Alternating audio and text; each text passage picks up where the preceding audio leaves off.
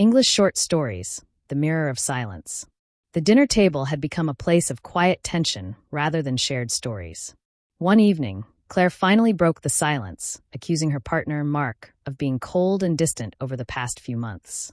She claimed that he was physically present but mentally miles away, rarely asking about her day or showing interest in their shared hobbies. To Claire, the emotional gap between them was entirely his fault, and she felt like she was living with a stranger who had simply stopped trying. Mark listened quietly, but instead of apologizing immediately, he asked her to look at her own behavior. He pointed out that every time he tried to start a conversation, she was scrolling through her phone or giving one-word answers. He reminded her that while he might have been quiet, she had stopped sharing her thoughts with him long ago. He gently suggested that it takes two to tango in a relationship, emphasizing that his withdrawal was partly a reaction to the invisible wall she had built around herself. Initially, Claire was defensive, but as she reflected on the past few weeks, she realized Mark was right. She had been so focused on her own stress at work that she had neglected to be an active partner.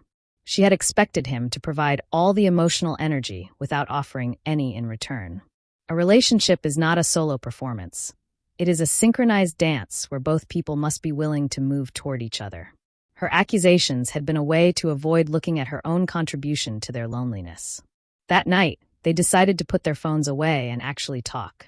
They acknowledged that their distance was a result of mutual neglect rather than a lack of love.